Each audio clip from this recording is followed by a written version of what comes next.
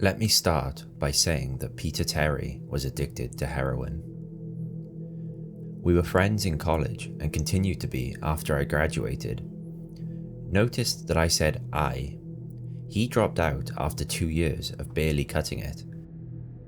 After I moved out of the dorms and into a small apartment, I didn't see Peter as much. We would talk online every now and then. AIM was king in pre-Facebook years. There was a period where he wasn't online for about 5 weeks straight. I wasn't worried. He was a pretty notorious flake and drug addict, so I assumed he just stopped caring. Then, one night, I saw him log on. Before I could initiate a conversation, he sent me a message. "David, man, we need to talk." That was when he told me about the NoEnd House. It got that name because no one had ever reached the final exit. The rules were pretty simple and cliché. Reach the final room of the building and you win $500. There were 9 rooms in all. The house was located outside the city, roughly 4 miles from my house. Apparently, Peter had tried and failed. He was a heroin and who knows what the fuck addict, so I figured the drugs got the best of him and he wigged out at a paper ghost or something. He told me it would be too much for anyone, that it was unnatural. I didn't believe him. I told him I would check it out the next night, and no matter how hard he tried to convince me otherwise, $500 sounded too good to be true. I had to go. I set out the following night. When I arrived, I immediately noticed something strange about the building. Have you ever seen or read something that shouldn't be scary, but for some reason a chill crawls up your spine? I walked toward the building and the feeling of uneasiness only intensified as I opened the front door. My heart slowed and I let a relieved sigh leave me as I entered. The room looked like a normal hotel lobby decorated for Halloween. A sign was posted in place of a worker. It read, "Room 1, this way, 8 more follow. Reach the end and you win." I chuckled and made my way to the first door. The first area was almost laughable. The decor resembled the Halloween aisle of a Kmart, complete with chic ghosts and animatronic zombies that gave a static growl when you passed by. At the far end was an exit. It was the only door beside the one I entered through. I brushed through the fake spider webs and headed for the second room. I was greeted by fog as I opened the door to room 2. The room definitely upped the ante in terms of technology. Not only was there a fog machine, but a bat hung from the ceiling and flew in a circle. Scary. They seemed to have a Halloween soundtrack that one would find in a 99-cent store on loop somewhere in the room. I didn't see a stereo, but I guess they must have used a PA system. I stepped over a few toy rats that wheeled around and walked with a puffed chest across the next area. I reached for the doorknob and my heart sank to my knees. I did not want to open that door. A feeling of dread hit me so hard I could barely even think. Logic overtook me after a few terrified moments and I shook it off and entered the next room. Room 3 is when things began to change. On the surface, it looked like a normal room. There was a chair in the middle of the wood-panelled floor. A single lamp in the corner did a poor job of lighting the area, casting a few shadows across the floor and walls. That was the problem. Shadows, plural. With the exception of the chairs, there were others. I had barely walked in the door and I was already terrified. It was at that moment that I knew something wasn't right. I didn't even think as I automatically tried to open the door I came through. It was locked from the other side. That set me off. Was someone locking the doors as I progressed? There was no way. I would have heard them. Was it a mechanical lock that set automatically? Maybe, but I was too scared to really think. I turned back to the room and the shadows were gone. The chair's shadow remained, but the others were gone. I slowly began to walk. I used to hallucinate when I was a kid, so I wrote off the shadows as a figment of my imagination. I began to feel better as I made it to the halfway point of the room. I looked down as I took my steps, and that's when I saw it. Or didn't see it. My shadow wasn't there. I didn't have time to scream. I ran as fast as I could to the other door and flung myself without thinking into the room beyond. The fourth room was possibly the most disturbing. As I closed the door, all light seemed to be sucked out and put back into the previous room. I stood there, surrounded by darkness, not able to move. I'm not afraid of the dark and never have been, but I was absolutely terrified. All sight had left me. I held my hand in front of my face and I didn't know what I was doing. I would never have been able to tell. Darkness doesn't describe it. I couldn't hear anything. It was dead silent. When you're in a soundproof room, you can still hear yourself breathing. You can hear yourself being alive. I couldn't. I began to stumble forward after a few moments, my rapidly beating heart the only thing I could feel. There was no door in sight. I wasn't even sure there was one this time. The silence was then broken by a low hum. I felt something behind me. I spun around wildly but could barely even see my nose. I knew it was there though.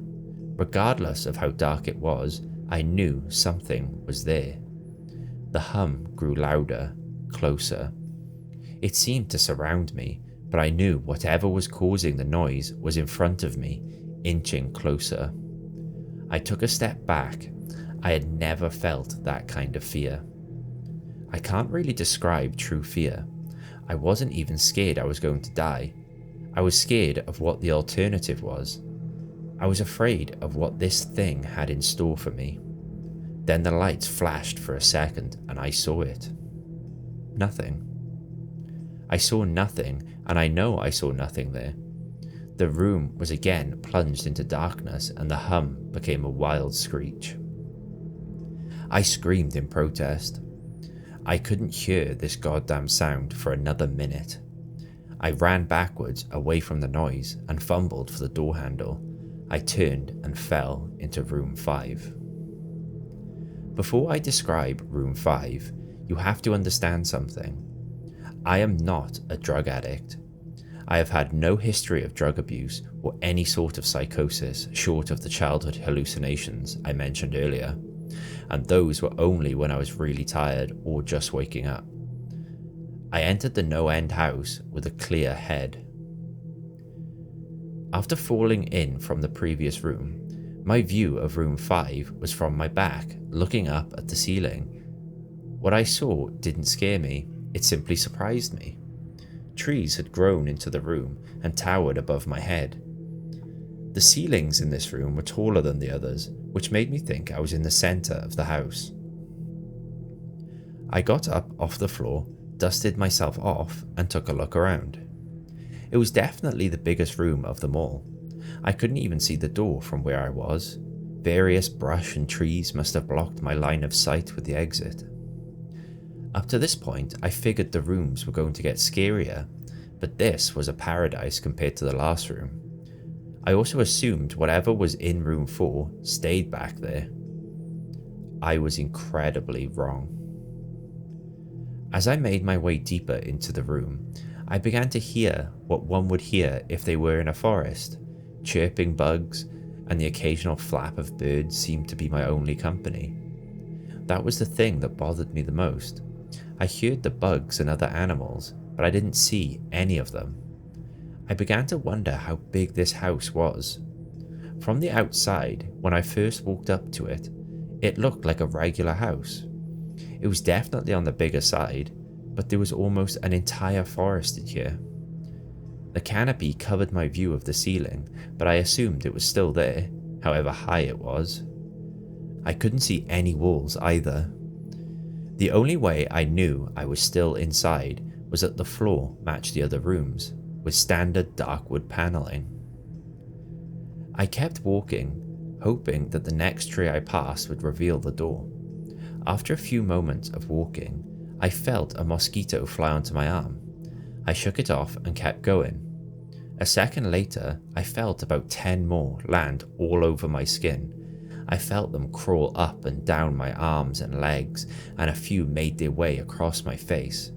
I flailed wildly to get them all off, but they just kept crawling. I looked down and let out a muffled scream, more of a whimper to be honest. I didn't see a single bug. Not one bug was on me, but I could feel them crawl. I heard them fly by my face and sting my skin, but I couldn't see a single one. I dropped to the ground and began to roll wildly. I was desperate. I hated bugs, especially ones I couldn't see or touch. But these bugs could touch me, and they were everywhere. I began to crawl. I had no idea where I was going. The entrance was nowhere in sight, and I still hadn't even seen the exit. So I just crawled, my skin wriggling with the presence of those phantom bugs. After what seemed like hours, I found the door. I grabbed the nearest tree and propped myself up, mindlessly slapping my arms and legs to no avail. I tried to run, but I couldn't. My body was exhausted from crawling and dealing with whatever it was that was on me. I took a few shaky steps to the door, grabbing each tree on the way for support. It was only a few feet away when I heard it. The low hum from before. It was coming from the next room, and it was deeper. I could almost feel it inside my body, like when you stand next to an amp at a concert. The feeling of the bugs on me lessened as the hum grew louder. As I placed my hand on the doorknob, the bugs were completely gone, but I couldn't bring myself to turn the knob. I knew that if I let go, the bugs would return, and there was no way I would make it back to room 4. I just stood there, my head pressed against the door marked 6, and my hand shakily grasping the knob. The hum was so loud I couldn't even hear myself pretend to think. There was nothing I could do but move on. Room 6 was next, and room 6 was hell. I closed the door behind me, my eyes held shut and my ears ringing. The hum was surrounding me. As the door clicked into place, the hum was gone. I opened my eyes in surprise and the door I had shut was gone. It was just a wall now. I looked around in shock. The room was identical to room 3, the same chair and lamp, but with the correct amount of shadows this time. The only real difference was that there was no exit door, and the one I came in through was gone. As I said before, I had no previous issues in terms of mental instability, but at that moment I fell into what I now know was insanity. I didn't scream, I didn't make a sound. At first, I scratched softly. The wall was tough, but I knew the door was there somewhere. I just knew it was. I scratched at where the doorknob was. I clawed at the wall frantically with both hands, my nails being filed down to the skin against the wood. I fell silently to my knees. The only sound in the room, the incessant scratching against the wall. I knew it was there. The door was there. I knew it was just there. I knew if I could get past the wall. Are you alright? I jumped off the ground and spun in one motion. I leaned against the wall behind me and I saw what it was that spoke to me. To this day, I regret ever turning around. There was a little girl. She was wearing a soft white dress that went down to her ankles. She had long blonde hair to the middle of her back and white skin and blue eyes.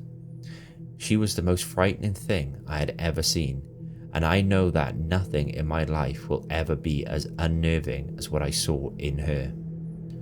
While looking at her, I saw something else. Where she stood, I saw what looked like a man's body, only larger than normal and covered in hair. He was naked from head to toe, but his head was not human and his toes were hooves. It wasn't the devil, but at that moment it might as well have been. The form had the head of a ram and the snout of a wolf.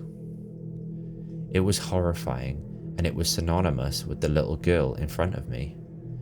They were the same form. I can't really describe it, but I saw them at the same time. They shared the same spot in that room, but it was like looking at two separate dimensions.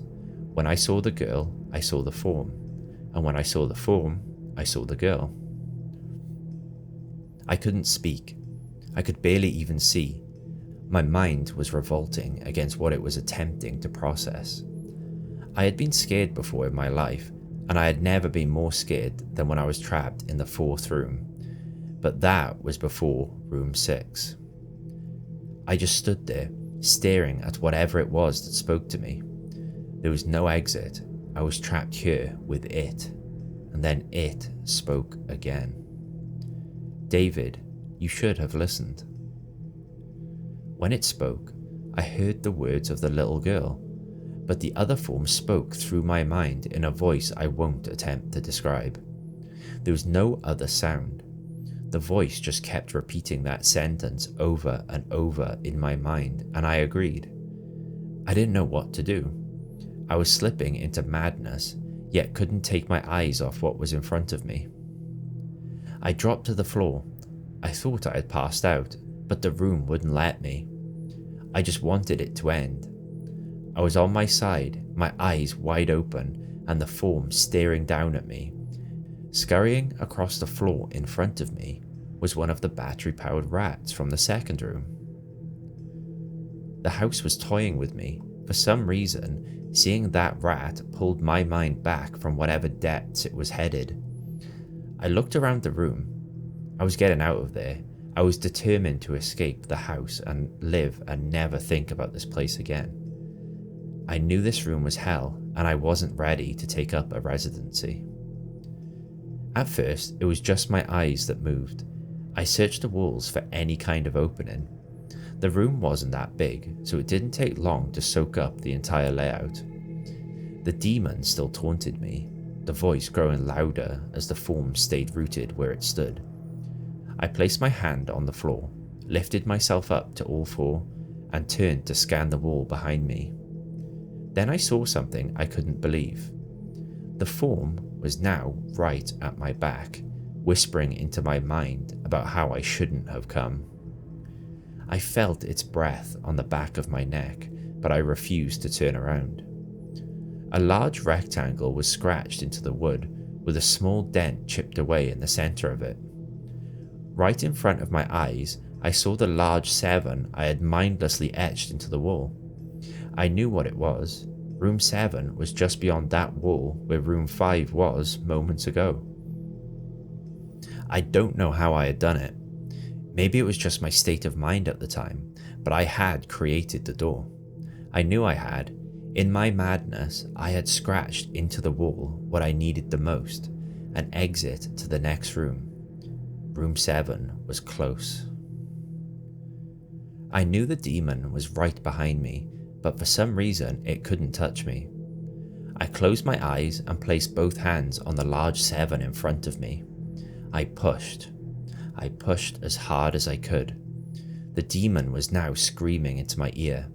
It told me I was never leaving. It told me that this was the end, but I wasn't going to die. I was going to live there in room 6 with it. I wasn't. I pushed and screamed at the top of my lungs. I knew I was going to push through the wall eventually. I clenched my eyes shut and screamed, and the demon was gone. I was left in silence.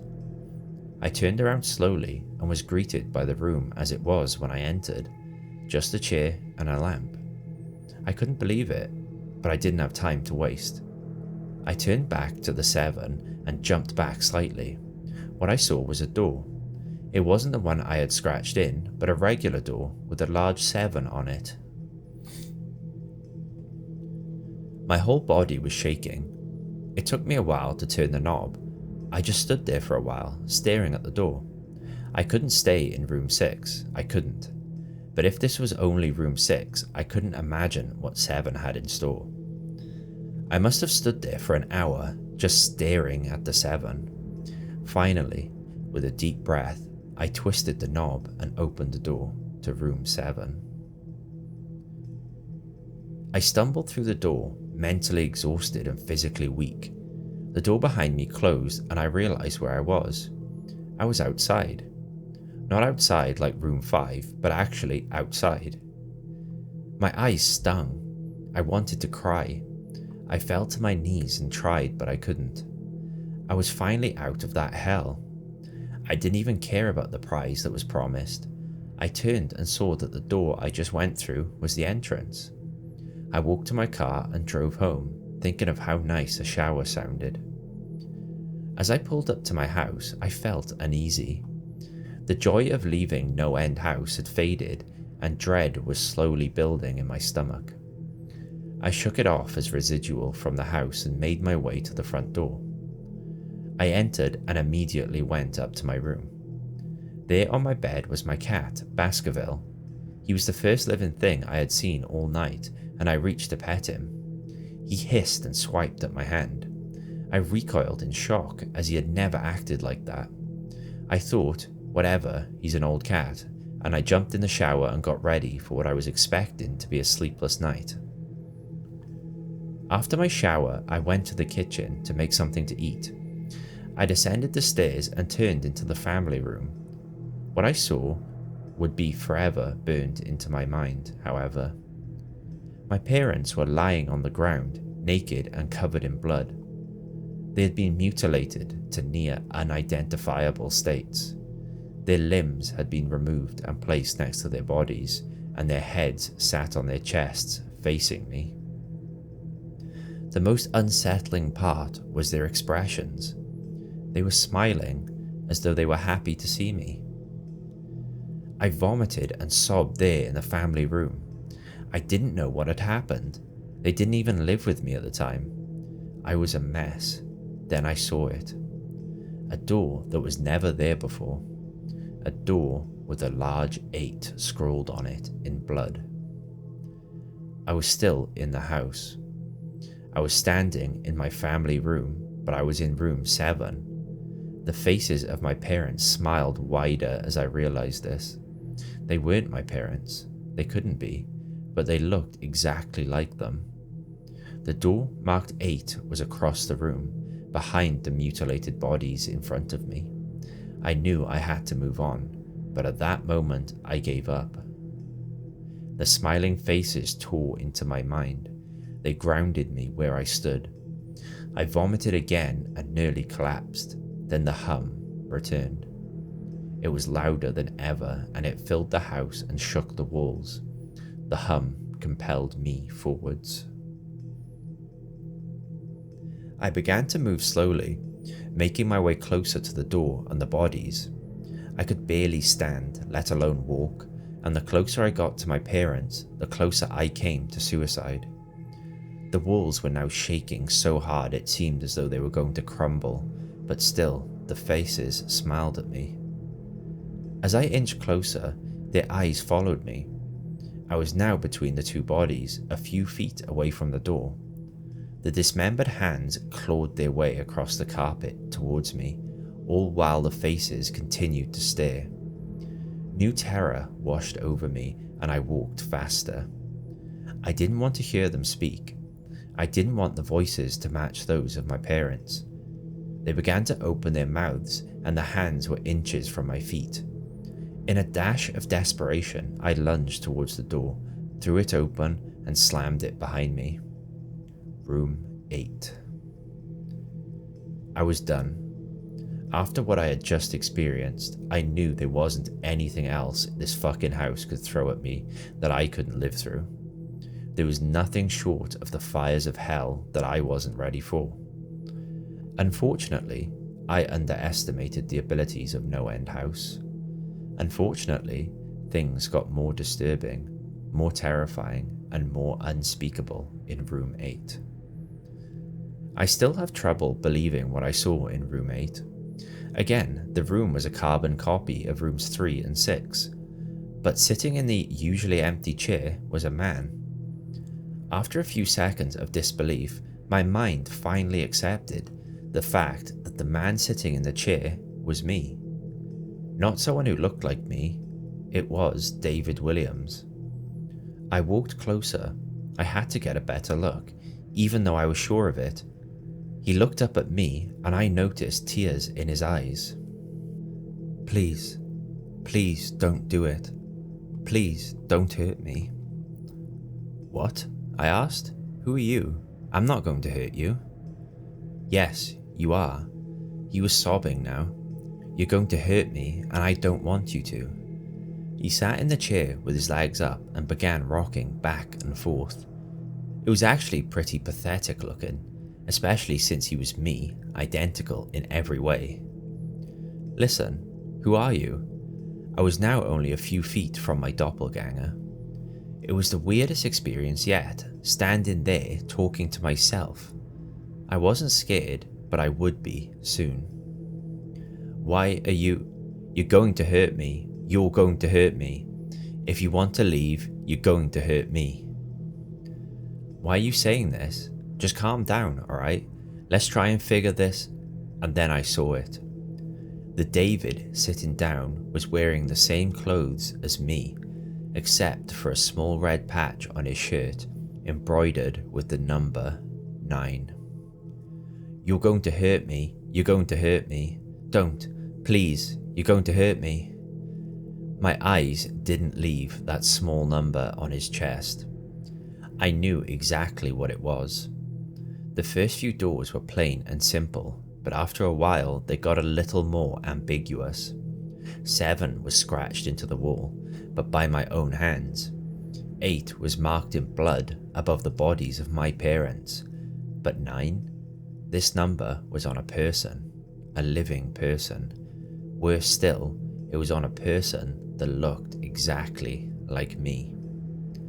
David? I had to ask. Yes, you're going to hurt me. You're going to hurt me. He continued to sob and rock. He answered to David. He was me, right down to the voice. But that 9, I paced around for a few minutes while he sobbed in his chair. The room had no door, and similarly to room 6, the door I came through was gone. For some reason, I assumed that scratching would get me nowhere this time. I studied the walls and floor around the chair, sticking my head underneath and seeing if anything was below. Unfortunately, there was. Below the chair was a knife. Attached was a tag that read, "To David, from management." The feeling in my stomach as I read that tag was something sinister. I felt like throwing up. The last thing I wanted to do was remove that knife from under the chair. The other David was still sobbing uncontrollably. My mind was spinning into an attic of unanswerable questions. Who put this here and how did they get my name? Not to mention the fact that as I knelt on the cold wood floor, I also sat in that chair, sobbing in protest of being hurt by myself. It was all too much to process. The house and the management had been playing with me this whole time. My thoughts, for some reason, turned to Peter and whether or not he got this far. If he did, if he met a Peter Terry sobbing in this very chair, rocking back and forth, I shook those thoughts out of my head. They didn't matter. I took the knife from under the chair and immediately the other David went quiet. "David," he said in my voice, "what do you think you're going to do?" I lifted myself from the ground and clenched the knife in my hand. "I'm going to get out of here."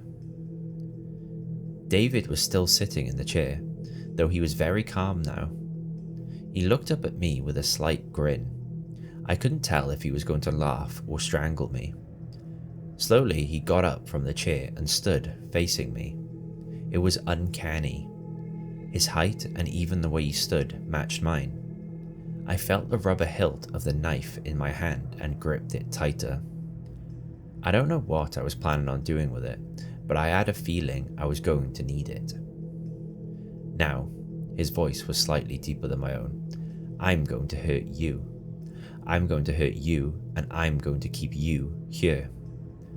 I didn't respond. I just lunged and tackled him to the ground. I mounted him and looked down, the knife poised and ready. He looked up at me, terrified. It was like I was looking into a mirror. Then the hum returned, low and distant, though I still felt it deep in my body. David looked up at me as I looked down at myself. The hum was getting louder, and I felt something inside me snap. With one motion, I slammed the knife into the patch on his chest and ripped down. Blackness fell on the room, and I was falling. The darkness around me was like nothing I had experienced up to that point. Room 4 was dark, but it didn't come close to what was completely engulfing me. I wasn't even sure if I was falling after a while. I felt weightless, covered in the dark. Then a deep sadness came over me. I felt lost, depressed, and suicidal. The sight of my parents entered my mind. I knew it wasn't real, but I had seen it, and the mind has trouble differentiating between what is real and what isn't. The sadness only deepened. I was in room 9 for what seemed like days, the final room, and that's exactly what it was, the end. NoEnd House had an end, and I had reached it. At that moment, I gave up. I knew I would be in that in-between state forever, accompanied by nothing but darkness. Not even the hum was there to keep me sane. I had lost all senses. I couldn't feel myself. I couldn't hear anything. Sight was completely useless here. I searched for a taste in my mouth and found nothing. I felt disembodied and completely lost. I knew where I was. This was hell. Room 9 was hell. Then it happened. A light. One of those stereotypical lights at the end of the tunnel. I felt ground come up from below me, and I was standing. After a moment or two of gathering my thoughts and senses, I slowly walked toward that light. As I approached the light, it took form. It was a vertical slit down the side of an unmarked door. I slowly walked through the door and found myself back where I started, the lobby of NoEnd House. It was exactly how I left it, still empty, still decorated with childish Halloween decorations. After everything that had happened that night, I was still weary of where I was. After a few moments of normalcy, I looked around the place, trying to find anything different. On the desk was a plain white envelope with my name handwritten on it. Immensely curious, yet still cautious, I mustered up the courage to open the envelope. Inside was a letter, again handwritten. David Williams, congratulations, you have made it to the end of NoEnd House. Please accept this prize as a token of great achievement. Yours forever, management. With the letter were 5 $100 bills. I couldn't stop laughing. I laughed for what seemed like hours. I laughed as I walked out to my car and laughed as I drove home. I laughed as I pulled into my driveway. I laughed as I opened my front door to my house and as I saw the small 10 etched into the wood.